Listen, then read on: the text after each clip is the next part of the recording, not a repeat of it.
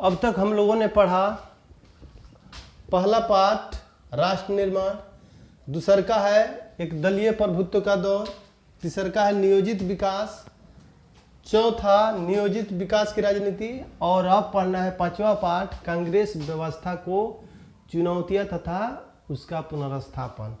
अब यहाँ से हमको पढ़ना है कि भारत की जो राजनीतिक व्यवस्था है, भारत में जिस पार्टी की सत्ता आई, सबसे लंबे समय तक सत्ता पर रही, तो कैसे उसका उत्थान होता है और कैसे पतन की ओर जाता है। कांग्रेस पार्टी की क्या क्या चुनौतियां रहीं, शासन के दौरान क्या क्या चुनौतियां रहीं, उनके बारे में पढ़ना है। कांग्रेस व्यवस्था को चुनौतियां तथा उसका पुनर्स्थापन। जैसे ही देश आजाद हुआ 15 अगस्त 1947 को, तो देश के प्रधानमंत्री जवाहरलाल नेहरू, पंडित जवाहरलाल नेहरू बने और प्रथम आम चुनाव 1951 में शुरू हुआ, 1951-52, और पुनः कांग्रेस को उसमें विजय मिली और प्रधानमंत्री पंडित जवाहरलाल नेहरू बने। तो पहला जो आम चुनाव था 1952, 5 साल के बाद 57, फिर 5 साल के बाद 1962, 3 आम चुनाव में कांग्रेस को भारी विजय मिली। बाकी जो दल थे उनकी जो उपस्थिति थी बहुत ही कम थी, नाम मात्र की थी। कांग्रेस को विजय मिली और प्रधानमंत्री पंडित जवाहरलाल नेहरू ही रहे। लेकिन 62 के चुनाव के बाद जब पंडित जवाहरलाल नेहरू प्रधानमंत्री बने, तो कार्यकाल पूरा न होकर के 1964 में उनका निधन हो गया। 1964 में पंडित जवाहरलाल नेहरू का निधन हो गया। नेहरू का निधन,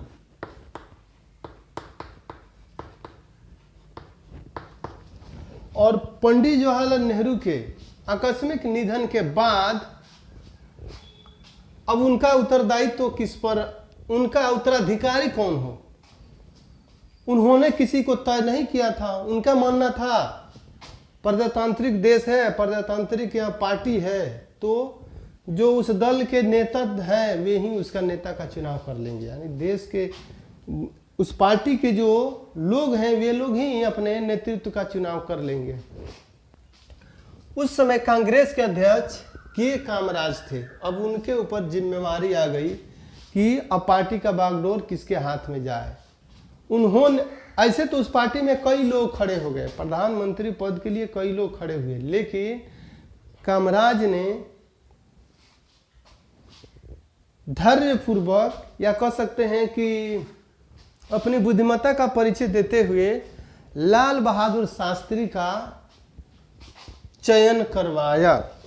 तो 1964 में लाल बहादुर शास्त्री प्रधानमंत्री बने और लाल बहादुर शास्त्री प्रधानमंत्री तो बने, लेकिन पंडित जवाहरलाल नेहरू की तरह चमत्कारिक जो व्यक्तित्व था उस तरह का व्यक्तित्व नहीं था। 1965 में जब पाकिस्तान ने भारत पर आक्रमण किया, उस समय भारत ने पाकिस्तान पर विजय हासिल की। लाल बहादुर शास्त्री ने जय जवान जय किसान का नारा दिया और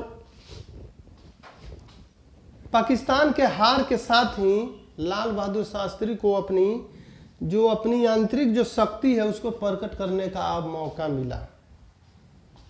तब तक 1966 में उनका निधन हो गया।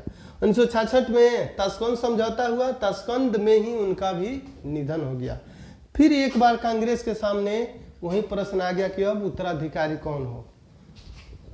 लाल बहादुर शास्त्री के बाद के कामराज जो अध्यक्ष थे, उन्होंने अन्य नेता भी थे प्रतियोगी उस पद के लिए, लेकिन समझदारी पूर्वक निर्णय लेते हुए उन्होंने इंदिरा गांधी को प्रधानमंत्री नियुक्त करवा दिया, यानी इंदिरा गांधी को चुनाव करवा दिया। तो इंदिरा गांधी प्रधानमंत्री पद के लिए चुनी गई। मोरारजी देसाई थे, उनको वित्त मंत्री दिया गया और उनके गुट के लोगों के कहने के अनुसार उनको उप प्रधानमंत्री का भी पद दिया गया। और 1967 का जब चुनाव हुआ, हमने पहले कहा कि 1952, 57, 62 जो चुनाव हुआ, उसके बाद फिर 5 साल के बाद 67 में जो चुनाव हुआ उसमें कांग्रेस की हार हो जाती है राज्य लेवल पर। राज्य ऐसे उससे पहले जो चुनाव था केंद्र पर भी कांग्रेस की सत्ता होती थी और राज्यों पर भी अधिकतम कांग्रेस की ही सत्ता थी। लेकिन अब की बार की चुनाव में 1967 के चुनाव में कांग्रेस केंद्र पर रही, लेकिन राज्यों पर उनकी हार होने लगी। यानी कह सकते हैं कि अब कांग्रेस का जो एकल आधिपत्यशाली दल व्यवस्था जो था उसका अंत होने लगा था, क्योंकि अब राज्य लेवल पर उसका प्रभुत्व तो कम हो गया। कारण क्या क्या था? कांग्रेस की पुरानी छवि का अंत हो गया। पहले से लोगों में छवि था कांग्रेस वह पार्टी है जिसने देश को आजाद कराया, कांग्रेस वह पार्टी है जिस पार्टी में महात्मा गांधी थे, यानी महात्मा गांधी की पार्टी लोग समझते थे। तो वह सब धारणा अब समाप्त होने लगी लोगों में। दूसरा, प्रभावी नेतृत्व का अभाव। पंडित जवाहरलाल नेहरू के बाद लीडर तो बहुत थे, लेकिन उनके जैसा एक जो चमत्कारिक व्यक्तित्व होता है उस तरह का नहीं था। सक्षम नेतृत्व का अभाव था। क्षेत्रीय दलों का उदय। केंद्र पर तो कांग्रेस की सत्ता रही, लेकिन राज्यों पर अब क्षेत्रीय अपनी जो जरूरतें हैं उसके अनुसार लोगों ने सरकार का चुनाव करना शुरू किया। आज भी ऐसा है। केंद्र में लोग, जब केंद्र का लोकसभा का चुनाव होता है तो दूसरे पार्टी को वोट देते हैं लोग, और राज्य लेवल पे है तो दूसरे पार्टी को वोट देते हैं। तो क्षेत्रीय दलों का उदय शुरू हो गया। और इस स्थिति के कारण के कामराज जो अध्यक्ष थे उन्होंने कामराज योजना लाया। इसके तहत कहा गया पार्टी को मजबूत करने की जरूरत है, और मजबूत करने के लिए जो वरिष्ठ लोग हैं, मंत्री पद पर जो काबिज हैं, उनको छोड़ करके पार्टी के हित में काम करना होगा। यह उन्होंने व्यवस्था लाया। और आपस में एक विवाद का दौर शुरू हो गया। कांग्रेस गुटों में बट गया। एक गुट था वरिष्ठ कांग्रेसियों का था, वरिष्ठ कांग्रेसियों का गुट था। जो अनुभवी लोग थे उनका एक गुट था। वे दाम पक्ष का सहारा ले रहे थे और उनका मानना था, उनका सोच था कि जो प्रधानमंत्री इंदिरा गांधी है उनके सलाह से कार्य करे। जबकि इंदिरा गांधी ने काम करना शुरू किया और अपना मुकाम बनाने के लिए अपने लोगों को उसमें डालना शुरू किया। और एक धड़ा था, एक जो गुट था वह जुआ तुर्क कहलाया। जुआ कांग्रेसियों का गुट था। वे लोग समाजवाद की ओर उसे ले जाना चाहते थे। जो सिद्धांत था वह समाजवाद की ओर ले जाना चाहते थे। और उनमें चंद्रशेखर थे, अन्य लोग भी थे। जुआ तुर्क चंद्रशेखर को एक उपनाम से भी जाना जाता है, तो वे जुआ तुर्क कहलाए। अब इंदिरा गांधी के समक्ष यह चुनने की अब चुनौती थी कि किसको वह चुनती है। उन्होंने जुआ तुर्क जो गुट था, जुआ कांग्रेसियों के दल के तक को ही चुनाव किया, यानी इनके साथ वो मिल गई। और 1969 में 1969 तक जाते जाते कांग्रेस दो गुटों में बट गया, दो भाग में बट गया। कांग्रेस का विखंडन हो गया। पुराना जो वरिष्ठ जो कांग्रेसी थे उनका जो गुट था उसके अध्यक्ष निजलिंगप्पा थे उस समय, और उन्होंने इंदिरा गांधी को और उनके जो सहयोगी थे उनको कांग्रेस की प्राथमिक सदस्यता से निलंबित कर दिया। इसका इंदिरा गांधी और उनके गुट के लोगों ने विरोध किया और फलस्वरूप हुआ क्या, दो गुटों में बट गया। तो एक जो गुट था पुराना वो संगठन कांग्रेस कहलाया, कांग्रेस ऑर्गेनाइजेशन कहलाया। अध्यक्ष निजलिंगप्पा रहे। और इंदिरा गांधी ने जिस गुट का साथ लिया वह सत्ताधारी कांग्रेस कहलाया, क्योंकि इंदिरा गांधी सत्ता पर थी, सत्ताधारी कांग्रेस कहलाया, रूलिंग कांग्रेस कहलाया। और इसके अध्यक्ष कुछ दिनों तक सी सुब्रमण्यम रहे और उसके बाद जगजीवन राम को बनाया गया अध्यक्ष। ये हो गया 1969। उसके बाद 1974 में गुजरात में कांग्रेस सरकार गिर गई। क्यों? क्योंकि कांग्रेस, कह सकते हैं कांग्रेस के आपसी जो मतभेद था, दल बदल का दौर यह चालू हो गया था। लोग चुनाव किसी पार्टी से लड़े और बाद में जाकर अपने दल बदल लिए। तो उसके कारण कांग्रेस के जो सदस्य थे उनसे जबरदस्ती त्यागपत्र भी ले लिया गया कांग्रेस संगठन के द्वारा, यानी गुजरात में कांग्रेस सरकार गिर गई।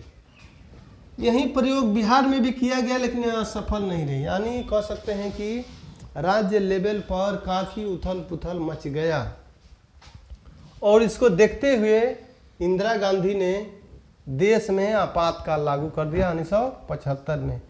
उन्होंने इमरजेंसी डिक्लेयर कर दिया और आपातकाल का स्थिति रहा 1977 तक। इस दौरान कांग्रेस चाहे केंद्र पे हो चाहे राज्य लेवल पे हो, उन्होंने अपने विरोधी लोगों के साथ कई प्रकार की ज्यादतियां की, लोगों को जेल में डाला गया। तो आपातकाल रहा और उनके विरुद्ध में, कांग्रेस के विरुद्ध में, इंदिरा गांधी के विरुद्ध में, इंदिरा गांधी के तानाशाही के विरुद्ध में जयप्रकाश नारायण के नेतृत्व में भी आंदोलन हुआ। और अंततः 1977 में जो पुनः जो चुनाव हुआ उसमें कांग्रेस की हार हो गई। जनता पार्टी की सरकार, जनता पार्टी जीत गई और जनता पार्टी की सरकार बनी। और 9 राज्यों में कांग्रेस की जो सरकार पहले से थी उसको भंग कर दिया गया। भंग करने के बाद फिर से चुनाव हुआ तो वहां भी जनता पार्टी की सरकार बनी। तो 1977 तक हमने ये देखा कि कांग्रेस किस दौर से गुजरा। 1977 में आकर के कांग्रेस पुनः पतन की ओर आ गई। फिर उसका पुनर्स्थापन कैसे हुआ इसके बारे में आगे पढ़ा जाएगा। 1978 में इंदिरा की आलोचना, यानी उन इंदिरा गांधी की जो पार्टी है कांग्रेस पार्टी, उनके लोगों ने ही उनकी आलोचना शुरू कर दी। तो इंदिरा गांधी ने उनको निष्कासित कर दिया और एक अपनी पार्टी बनाई, उनको निष्कासित करके, जिसको इंदिरा कांग्रेस कहा गया। उसके बाद 1977 से 79 के बीच में मोरारजी देसाई प्रधानमंत्री बने। 1977 में हमने पढ़ा कि 1977 में कांग्रेस की हार हुई और मोरारजी देसाई, यानी कह सकते हैं कि गैर कांग्रेसी सरकार बनी। प्रधानमंत्री बने मोरारजी देसाई, लेकिन फिर आपस में विवाद होने के चलते उन्होंने त्याग पत्र दे दिया। 1 साल के अंदर, 1 साल कुछ दिन हुए तब तक उन्होंने त्याग पत्र दे दिया। फिर उसके बाद तब चौधरी चरण सिंह को नेतृत्व मिला, उनको प्रधानमंत्री बनाया गया, लेकिन वे सदन में अपना विश्वास मत हासिल नहीं कर सके और उनको भी त्याग पत्र देना पड़ा। 1 माह के बाद त्याग पत्र देना पड़ा। फिर 1980 में कांग्रेस की जीत हुई और इंदिरा गांधी पुनः प्रधानमंत्री बनी। और राज्य में कांग्रेस की लेकिन हार रही, लेकिन केंद्र पर कांग्रेस की सत्ता आ गई। और 1984 में इंदिरा गांधी की हत्या हो गई। 1984 में इंदिरा गांधी की हत्या के बाद अब वो नेतृत्व, कांग्रेस का नेतृत्व राजीव गांधी के हाथ में आ गया और उनके नेतृत्व में चुनाव लड़ा गया। कांग्रेस को जीत मिली और राजीव गांधी ने कांग्रेस का नेतृत्व किया, प्रधानमंत्री राजीव गांधी ही बने। लेकिन फिर 5 साल के बाद अगले 1989 में जब चुनाव हुआ तो कांग्रेस की हार हो गई और जनता दल गठबंधन का सरकार बना और गठबंधन ने विश्वनाथ प्रताप सिंह, बीपी सिंह को अपना नेता चुना, प्रधानमंत्री बने बीपी सिंह। लेकिन वह सरकार ज़्यादा दिनों तक नहीं टिक पाई। फिर चंद्रशेखर प्रधानमंत्री बने, 1990 पे चंद्रशेखर प्रधानमंत्री बने, लेकिन वह उनकी भी सरकार ज़्यादा दिनों तक नहीं चली। 1991 का में फिर से जब चुनाव हुआ तो चुनाव में कांग्रेस को जीत मिला और प्रधानमंत्री पीवी नरसिंह राव मिले। कांग्रेस को बहुमत मिली और कांग्रेस ने पीवी नरसिंह राव को प्रधानमंत्री नियुक्त किया। फिर 5 साल के बाद 1996 में कांग्रेस फिर हार गई और मिलीजुली गठबंधन सरकार बनी, जिसके प्रधानमंत्री HD देवेगौड़ा बने। फिर 1 साल के बाद ही उनकी सरकार भी गिर गई। अब इंद्र कुमार गुजराल प्रधानमंत्री बने। यह भी ज़्यादा दिनों तक नहीं चला और 1998 में राष्ट्रीय जनतांत्रिक गठबंधन यानी भाजपा के नेतृत्व में कुछ दलों ने मिलकर के चुनाव लड़ा और उनकी जीत मिली। NDA ने, राष्ट्रीय जनतांत्रिक गठबंधन ने अटल बिहारी वाजपेयी को अपना लीडर चुना और प्रधानमंत्री इनको बनाया गया। 2004 का जो चुनाव हुआ उसमें फिर कांग्रेस को जीत मिली और भाजपा की हार हो गई। अटल बिहारी वाजपेयी हार गए तो अगली बार फिर से कांग्रेस को जीत मिली और मनमोहन सिंह का सरकार आया। मनमोहन सिंह 2 बार कांग्रेस को जीत मिली, दोनों बार उनका सरकार रहा। 2004 से 2014 तक यानी 10 साल तक सत्ता पर रहे। फिर 2014 का जो चुनाव आया, 2014 के चुनाव में राष्ट्रीय जनतांत्रिक गठबंधन NDA यानी भाजपा के नेतृत्व में जिन पार्टियों ने चुनाव लड़ा उनको जीत मिली। इन लोगों ने पहले से नरेंद्र मोदी को अपना लीडर चुना और नरेंद्र मोदी भारत के प्रधानमंत्री बने। इनका भी कार्यकाल 2014 से 2019 तक रहा और 2019 के आम चुनाव में भी उनकी पार्टी को और अधिक मतों से और अधिक सीटों से विजय मिली और 2019 से ये 2021 वे अभी कार्यकाल में है, यानी वर्तमान प्रधानमंत्री नरेंद्र मोदी ही हैं। राज्यों में भी NDA की सरकार बनने लगी। न केवल केंद्र पर भाजपा के नेतृत्व में सरकार बना बल्कि अधिकतम राज्यों में भी कांग्रेस की जो सरकार है वो गिरने लगी और राज्यों में भी भाजपा के नेतृत्व में सरकार बनने लगी है। कह सकते हैं कांग्रेस अभी सबसे बुरे दौर में है। और अब तक जितने प्रधानमंत्री हैं उनको अगर देखा जाए तो पहले प्रधानमंत्री हो गए नेहरू। नेहरू के मृत्यु के बाद गुलजारी लाल नंदा 13 दिन के लिए कार्यवाहक प्रधानमंत्री बनाए गए। उसके बाद लाल बहादुर शास्त्री बने। फिर उसके बाद लाल बहादुर शास्त्री के निधन के बाद फिर गुलजारी लाल नंदा जो वरिष्ठ कांग्रेसी थे इनको बनाया गया, लेकिन दोबारा इंदिरा गांधी को प्रधानमंत्री बनाया गया। उसके बाद मोरारजी देसाई भी प्रधानमंत्री बने। फिर चौधरी चरण सिंह नेहरू थे, इन्होंने अपना कार्यकाल, नेहरू का कार्यकाल 1964 तक रहा था। फिर उसके बाद इंदिरा गांधी प्रधानमंत्री बनी, फिर राजीव गांधी, उसके बाद विश्वनाथ प्रताप सिंह, फिर चंद्रशेखर बने, विश्वनाथ पीवी नरसिंह राव, उसके बाद अटल बिहारी वाजपेयी। उनके बाद चूंकि यह अटल बिहारी वाजपेयी 1996 में जो उनके पार्टी को बहुमत मिला लेकिन वे विश्वास मत हासिल नहीं कर सके और 16 दिन में ही उनकी सरकार गिर गई क्योंकि विश्वास मत हासिल नहीं कर सके। उसके बाद HD देवेगौड़ा प्रधानमंत्री बने। फिर यह भी 1 साल के बाद इंद्र कुमार गुजराल और फिर दोबारा जब वाजपेयी के नेतृत्व में चुनाव लड़ा गया तो इनको जीत मिली और प्रधानमंत्री अटल बिहारी वाजपेयी बने 2004 तक। 2004 का जो चुनाव था उसमें मनमोहन सिंह प्रधानमंत्री बने और फिर नरेंद्र मोदी। अगर देखा जाए प्रधानमंत्री तो 1 2 3 4 5 6 7 8 9 10 11 12 13 14 और ये हो गया 15। वाजपेयी चूंकि 2 बार बने हैं तो 1 बार काउंट होगा। यानी कह सकते हैं कि नरेंद्र मोदी अभी जितने प्रधान में 15वें प्रधानमंत्री हैं। नरेंद्र मोदी वर्तमान में जो प्रधानमंत्री हैं 15वें प्रधानमंत्री हैं।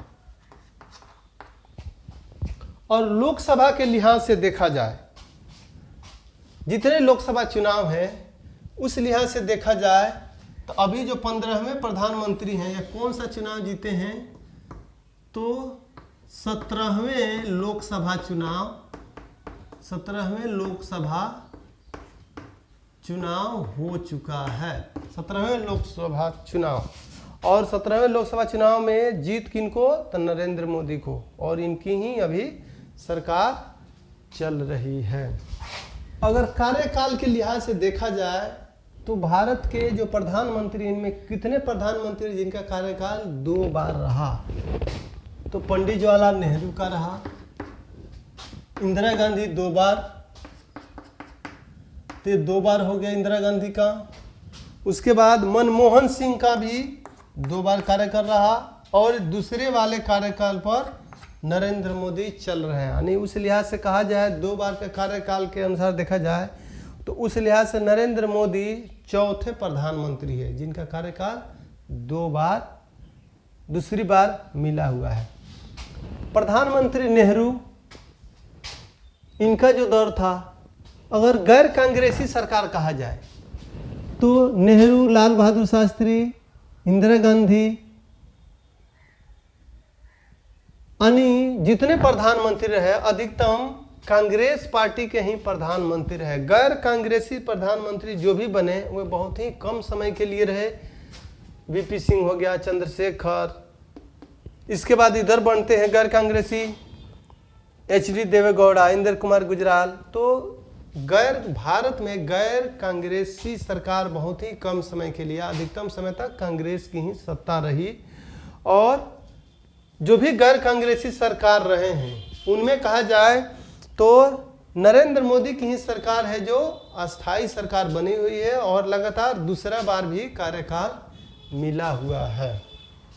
और इसी चैप्टर के साथ इंटर 12वीं का राजनीति शास्त्र का 5 चैप्टर समाप्त हो गए, और 5 चैप्टर का आप शुरू से 5 चैप्टर तक, यानी पहले से 5वें तक आप रिवाइज कर लेंगे, रिवीजन कर लेंगे, क्योंकि इसका टेस्ट होगा।